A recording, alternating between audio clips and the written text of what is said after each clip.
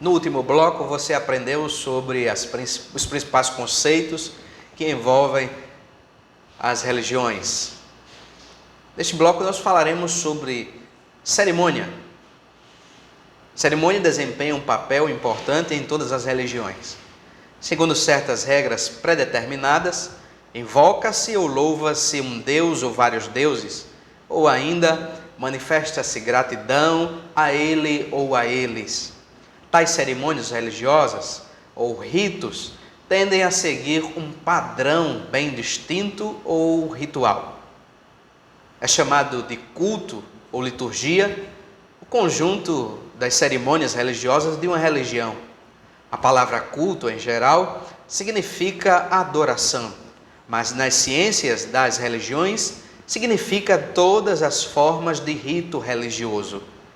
O culto promove o contato com o sagrado e por isso costuma ser realizado em lugares sagrados, como templos, mesquitas, igrejas, nos quais há objetos sagrados, fetiches, árvores sagradas, altares. As pessoas que lideram o culto religioso geralmente são consagradas a esse trabalho. As palavras sagradas exercem uma função relevante no culto. Orações, invocações, trechos de textos sagrados e os mitos, muitas vezes associados a ritos específicos. Nós temos a magia. Antes de olharmos mais de perto os diferentes ritos, falemos um pouco da magia. Magia é uma tentativa de controlar os poderes e as forças que operam na natureza. Costuma-se encontrar a magia em contextos religiosos e é difícil traçar uma linha divisória nítida entre a religião e a magia, entre uma reza e um encantamento. A distinção que mais sobressai é o fato de, na religião, o indivíduo se sentir totalmente dependente do poder divino. Ele pode fazer sacrifícios aos deuses ou se voltar para eles em oração. Porém, em última análise, deve aceitar a vontade divina. Quando, por outro lado, o ser humano se vale dos ritos mágicos, ele está tentando coagir as forças e as potências a obedecer à sua ordem, que com frequência consiste em atingir finalidades bem concretas. Desde que os rituais mágicos sejam realizados corretamente, o mago acredita que os resultados desejados de certo ocorrerão por uma questão de lógica. Se ele falhar, irá culpar um erro em seu ritual ou um uso de um feitiço mais forte contra si. Nós temos o conceito de oração. Nós temos, na verdade, a cerimônia chamada de oração. O ritual, o mais simples de todos os ritos, já foi chamado de casa da força da religião. Pode ser a comunicação espontânea de um indivíduo com Deus e, nesse caso, não costuma ter uma forma definida, uma vez que é expressa em termos pessoais. Já a oração coletiva, normalmente, obedece a um padrão. Pode ser lida ou cantada em uníssono, ou entoada como antífona, na qual se alternam o orador e a assembleia. Alguns rezam ajoelhados no genuflexório, de mãos levantadas. Os muçulmanos se inclinam até o chão na direção de Meca. Podem também se relacionar com a dança, invocar chuva, preparar seus participantes para a caça ou a guerra. Podem usar disfarces ou máscaras, e sua apresentação pode se assemelhar a uma pantomima ou peça teatral. As palavras e a cerimônia estão intimamente ligados. Vejamos então os sacrifícios. Parte central no culto é oferecido aos deuses. Pode ser constituído de frutas, primícias da colheita, um filhote de animal. Em certas culturas existem até mesmo exemplos de sacrifício humano.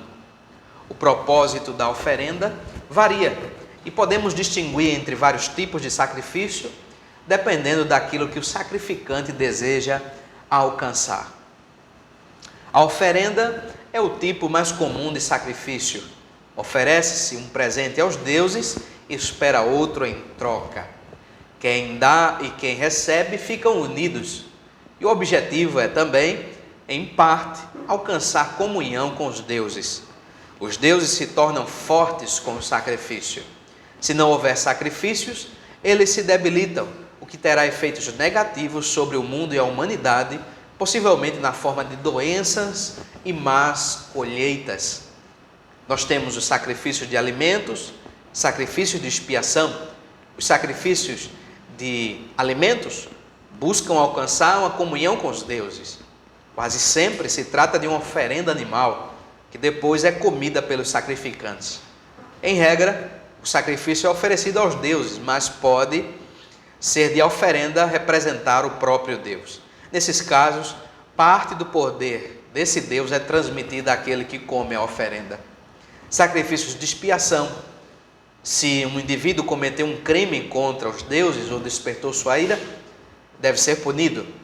Para apaziguar os deuses e evitar uma vingança, ele pode fazer esse tipo de sacrifício. A oferenda, um animal sacrificial, substitui o culpado e é punida no lugar dele. Nós temos também os ritos de passagem. São as celebrações que marcam mudanças de status de uma pessoa no seio de uma comunidade. Esses ritos podem ter caráter social, comunitário ou religioso e marcam momentos importantes na vida dos indivíduos. Os mais comuns são os ligados ao nascimento, como o batismo, mortes, casamentos e formaturas. Os ritos de passagem acontecem em todas as religiões. No judaísmo, a circuncisão. No cristianismo, o batismo, a primeira comunhão, o crisma. Nas religiões afro, iniciação ou feitura de santo. Tenho certeza que você já ouviu falar sobre muitos desses rituais que são características das religiões. Vejamos a relação entre os humanos. O que a religião tem a oferecer aos homens? As religiões, com frequência, não fazem distinção entre o plano ético e o religioso. Os costumes da tribo, as regras, os princípios morais da casta são tão religiosos quanto os sacrifícios e as orações. Entre os 10 mandamentos que Moisés deu aos judeus, havia os que tratavam de religião. Não terás outros deuses diante de mim. E os relativos à ética, não matarás. Incluem-se nos 5 pilares dos muçulmanos, tanto o orar a Deus, como o dar esmolas aos pobres. Não há aqui distinção entre a ética e a religião. A noção do ser humano como uma criação divina implica que ele é responsável perante Deus por tudo o que faz, seja ritual, moral, social e politicamente. As sociedades onde coexistem várias religiões e vários pontos de vista consideram mais difícil vincular a ética exclusivamente à religião. Os romanos foram os primeiros a tentar de maneira sistemática criar um arcabouço legal que pudesse ser usado por todos os povos, independentemente da religião. Hoje, muitos países aceitam a Declaração dos Direitos Humanos, proclamada pelas Nações Unidas, como uma afirmação ética comum, seja qual for a religião ou a perspectiva geral do país. No próximo vídeo, nós trataremos sobre a organização de uma religião e sobre a experiência. Nos vemos daqui a pouco.